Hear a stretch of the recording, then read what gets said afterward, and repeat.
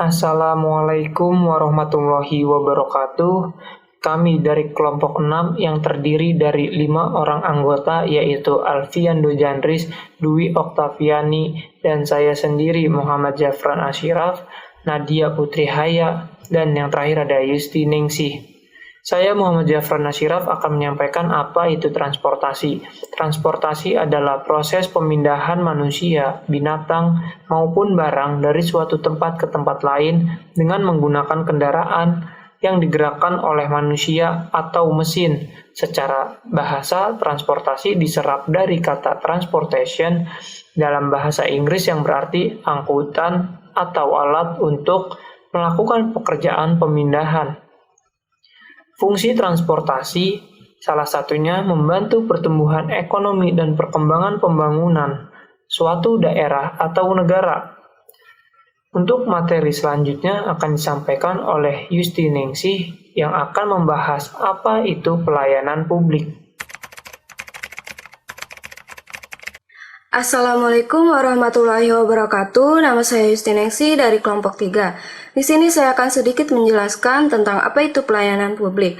Pelayanan publik adalah segala bentuk pelayanan baik dalam bentuk barang publik maupun jasa publik yang pada prinsipnya menjadi tanggung jawab dan dilaksanakan oleh instansi pemerintahan di pusat, di daerah, dan di lingkungan badan usaha milik negara atau badan usaha milik daerah dalam rangka upaya pemenuhan kebutuhan masyarakat maupun dalam rangka pelaksanaan ketentuan peraturan perundang-undangan.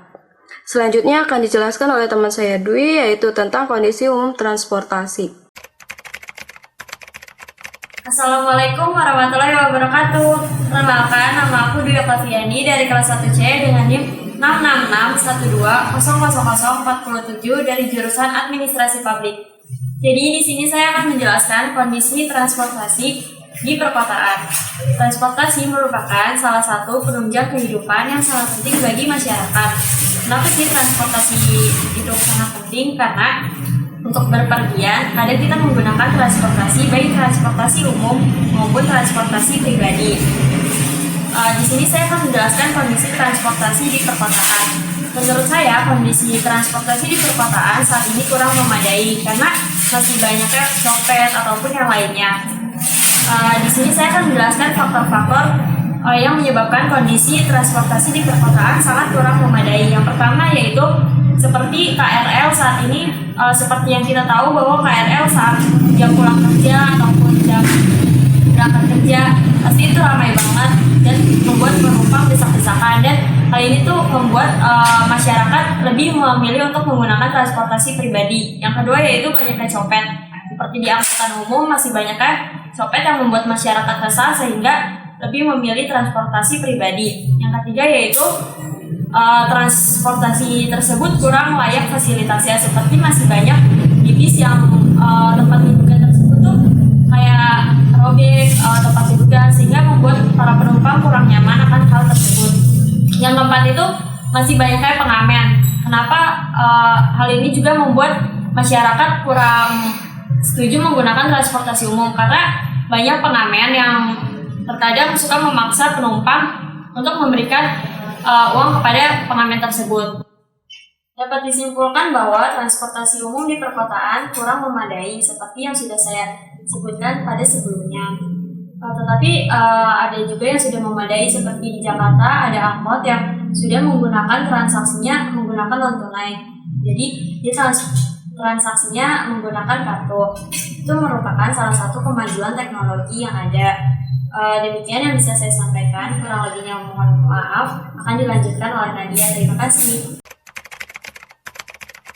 Assalamualaikum warahmatullahi wabarakatuh. Perkenalkan, nama saya Nadia Putri Haya dari kelas 1C. Sekarang saya akan menjelaskan bagaimana strategi pemerintah dalam rangka meningkatkan kualitas pelayanan publik di bidang transportasi pada kota yang padat akan penduduk. Nah, menurut Amalia Aldian, terkait dengan peningkatan kualitas pelayanan publik dalam bidang transportasi, itu ada 3 strategi. Yang pertama itu manajemen permintaan atau demand management, yang kedua itu prioritas manajemen atau priority management, dan yang ketiga itu ada kapasitas manajemen atau capacity management. Nah, kita akan bahas satu-satu mulai dari yang pertama. Yang pertama itu ada strategi Transportation Demand Management atau bisa disingkat dengan TDM. Nah, TDM ini menurut Tanah Ribbon merupakan bentuk umum dari manajemen lalu lintas dengan menggunakan sarana dan fasilitas transportasi umum yang sudah ada secara lebih efisien dengan meminimalisir kendaraan bermotor dengan mempengaruhi perilaku perjalanan yang meliputi frekuensi, tujuan, moda, dan waktu perjalanan. Nah, strategi TDM ini salah satunya berfokus untuk memperbaiki kualitas pelayanan publik dalam rangka menarik minat masyarakat untuk menggunakan transportasi umum, sehingga masyarakat ini bisa beralih dari kendaraan pribadi menjadi menggunakan transportasi umum. Nah, dengan penerapan TDM ini juga dapat meningkatkan kualitas pelayanan dalam bidang transportasi, di antaranya itu mengurangi kemacetan, lalu juga mengurangi polusi udara, lalu meningkatnya pilihan transportasi umum, lalu juga mengurangi kecelakaan lalu lintas, dan lain sebagainya. Nah, di Indonesia terlebih akan kota yang padat penduduk ini, jumlah kendaraan pribadinya itu sangat banyak, baik motor maupun mobil. Nah, sehingga kondisi jalan itu dipenuhi oleh kendaraan pribadi. Apalagi jika kondisi jalan sempit dan juga ada hambatan dalam perjalanan seperti kecelakaan. Itu mengakibatkan kemacetan yang sangat panjang. Nah, kemacetan ini memberikan dampak yang buruk atau kerugian, menimbulkan kerugian. Di antaranya itu waktu yang dibutuhkan untuk mencapai tujuan ini sangat lama, lalu juga boros akan bahan bakar kendaraan, lalu tenaga kita juga lebih banyak terkuras, dan lain sebagainya. Nah, melihat kondisi itu, ada berbagai bentuk macam program TDM. Nah, yang kalau di Indonesia itu yang pertama itu ada Bus Rapid Transit. Bus Rapid Transit atau BRT ini merupakan transportasi umum dalam perkotaan yang berbasis sistem transit. Nah, kalau kita biasa bilang itu kalau di Jakarta itu ada namanya Transjakarta. Kalau di Jogja itu ada Trans Yogyakarta. Kalau di Bandung itu ada Transmetro. Nah, itu merupakan bus rapid transit. Lalu yang kedua itu ada KRL, MRL, dan juga LRT. Nah, ketiga transportasi umum ini merupakan transportasi umum yang berbentuk kereta yang digerakkan dengan aliran listrik. Ketiganya ini memiliki perbedaan dalam sistem perlintasannya. Kalau KRL itu perlintasannya di atas tanah, kalau MRL itu perlintasannya itu ada di bawah tanah dan juga ada yang sistem perlintasan melayang. Kalau LRT itu sistem perlintasannya itu sistem perlintasan melayang. Nah, KRL, MRL, dan juga LRT ini memberikan kualitas pelayanan yang berupa kenyamanan, yang lalu juga kecepatan waktu dalam mencapai tujuan. Kalau misalkan kendaraan pribadi kan itu macet, biasa macet. Kalau dengan menggunakan KRL, MRL, dan LRT ini tidak ada hambatan dalam perjalanannya. Yang lalu juga tarif yang relatif murah dan tetap. Nah, dalam stasiunnya pun memberikan fasilitas kepada para calon penumpangnya, tetapi perlu diperhatikan bahwa fasilitas-fasilitas ini tidak semuanya tersedia di stasiun yang ada. Tetapi saya ambil contoh, itu ada stasiun MRT yang ada di Lebak Bulus. Nah, fasilitas yang diberikannya ini berupa seperti toilet bagi penyandang disabilitas, lalu juga ada ruang untuk ibu menyusui, lalu mesin tiket yang sudah berbentuk seperti ATM, dan lain sebagainya. Nah, yang kedua itu ada strategi manajemen prioritas atau priority management.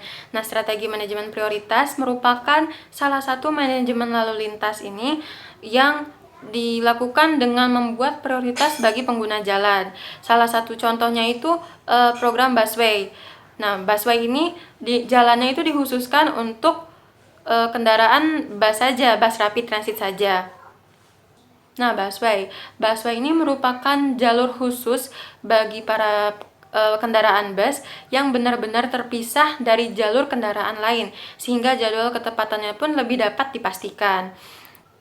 Nah, secara umum tujuan penerapan sistem busway ini yang pertama itu ada peningkatan perjalanan penumpang bus, lalu juga peningkatan kenyamanan, keamanan, dan keselamatan bagi pengguna bus, lalu juga waktu perjalanan yang lebih terjadwal dan diperkirakan, dan lain sebagainya. Nah, yang ketiga itu ada strategi manajemen kapasitas atau capacity management. Jadi, strategi kapasitas manajemen ini merupakan salah satu manajemen lalu lintas yang dilakukan dengan membuat bagaimana agar kapasitas penggunaan jalan ini menjadi lebih efektif. Nah, penerapannya dari strategi manajemen ini salah satunya dengan perbaikan pada simpang jalan. Permasalahan kemacetan di kota ini juga dapat disebabkan karena padatnya kendaraan di persimpangan jalan. Jadi di persimpangan jalan ini sering terjadinya seperti pertemuan kendaraan dari arah yang berlawanan. Nah, hal ini diperparah juga dengan rendahnya kapasitas jalan karena pemanfaatan ruang yang tidak optimal. Nah, salah satu cara untuk mengatasi permasalahan ini yaitu dengan adanya jalan khusus bagi kendaraan untuk yang ingin berbelok kiri. Nah, pembuatan jalan khusus untuk kendaraan yang ingin membelok kiri ini dilakukan dengan pelebaran jalan pada persimpangan jalan. Perkenalkan, nama saya Alfian Dujandris. Di sini saya melanjutkan apa yang telah Nadia sampaikan mengenai strategi peningkatan pelayanan publik di bidang transportasi. Ya, di sini saya membahas mengenai penggunaan teknologi dalam pelayanan publik di bidang transportasi. Seperti yang kita ketahui, teknologi semakin hari semakin cepat saja perkembangannya, dan perkembangan teknologi tersebut semakin memudahkan manusia untuk melakukan berbagai aktivitas kesehariannya ataupun dalam pekerjaannya.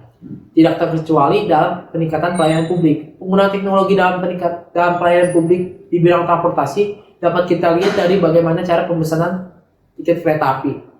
Dulu saat kita ingin memesan tiket kereta api, kita harus datang ke stasiun lalu mengantri dan menunggu. Sekarang kita hanya perlu mengklik handphone, memesannya dari rumah dan menentukan tanggalnya sendiri. Hal tersebut sangat meningkatkan keefisiensian dari pelayanan publik tersebut. Yang kedua, adanya customer care, yaitu sebuah aplikasi yang menampung permasalahan masyarakat yang menerima pelayanan publik tersebut, sehingga permasalahan tersebut akan dipikirkan oleh penentu kebijakan selanjutnya hingga permasalahan tersebut dapat diselesaikan. Nah, itu tadi sedikit yang ingin saya sampaikan mengenai penggunaan teknologi. Nah, yang selanjutnya saya ingin menyampaikan hasil dari upaya yang telah dilakukan pemerintah dalam peningkatan pelayanan publik. Hasil upaya dari peningkatan pelayanan publik. Ya, seperti yang saya sebutkan sebelumnya, pemerintah telah melakukan berbagai tindakan untuk meningkatkan pelayanan publik. Nah, hasil positifnya dapat kita jabarkan sebagai berikut. Yang pertama, mendukung lingkungan yang bersih dan sehat. Ya, lingkungan yang bersih dan sehat akan tercipta apabila masyarakat menggunakan transportasi publik. Dapat kita bandingkan apabila 50 orang menggunakan kendaraan pribadi dan 50 orang menggunakan satu transportasi publik seperti bis, maka polusi udara tersebut akan lebih kecil bila menggunakan bis dan lingkungan akan menjadi lebih bersih. Yang kedua adalah mengurangi kemacetan. Ya, kemacetan itu biasanya terjadi akibat terlalu banyaknya kendaraan. Dengan adanya transportasi publik, 50 orang hanya perlu dalam satu kendaraan. Nah, hal tersebut sangat mengurangi angka kemacetan. Yang selanjutnya adalah membantu perekonomian masyarakat kelas bawah. Ya, dengan transportasi publik ini, masyarakat kelas bawah dapat melakukan aktivitas perjalanan jauh dengan hanya membayar biaya yang murah. Bandingkan saja apabila dia harus membeli kendaraan, mengisi bensinnya, dan merawatnya. Hal tersebut sangat menyusahkan mereka. Dengan ada transportasi publik seperti kereta, mereka hanya perlu membayar 3.000, misalnya dari Jakarta hingga ke Tangerang. Nah, yang selanjutnya adalah hemat tenaga. Ya, apabila kita menggunakan transportasi publik, maka tenaga kita akan lebih hemat karena kita hanya perlu duduk dan menunggu hingga sampai ke tujuan. Yang selanjutnya adalah yang terakhir, mengurangi angka kecelakaan. Ya, angka kecelakaan akan berkurang apabila masyarakat menggunakan transportasi publik. Hal ini didasari oleh kecelakaan yang terjadi biasanya disebabkan oleh pengendara yang ngantuk. Dengan adanya transportasi publik, hal tersebut dapat diantisipasi karena yang pertama itu supir dari transportasi publik ini biasanya sudah berpengalaman. Yang kedua, ada supir penggantinya sehingga apabila salah satu supirnya kelelahan dapat digantikan dengan supir yang lainnya. Yang ketiga ini, kendaraan tersebut pasti sudah dirawat dengan baik karena itu milik pemerintah. Nah, selanjutnya kita akan masuk dalam kesimpulan. Kesimpulan, pemerintah telah melakukan berbagai upaya untuk meningkatkan pelayanan publik. Upaya tersebut membawa dampak positif untuk kita semua. Hal tersebut patut kita apresiasikan karena pemerintah telah melakukan tugasnya dengan baik. Nah, sedikit saran saja, pemerintah harusnya bisa lebih meningkatkan prioritas kepada kaum disabilitas karena melihat dari negara lain, pemerintah kita ini sangat minim untuk hak kaum disabilitas. Harapannya pemerintah dapat meningkatkan hak kaum disabilitas dalam pelayanan publik, terutama di bidang transportasi umum. Nah, itu saja yang ingin saya sampaikan. Kurang lebihnya mohon maaf. Saya sebagai perwakilan kelompok mengucapkan terima kasih atas perhatiannya. Salam.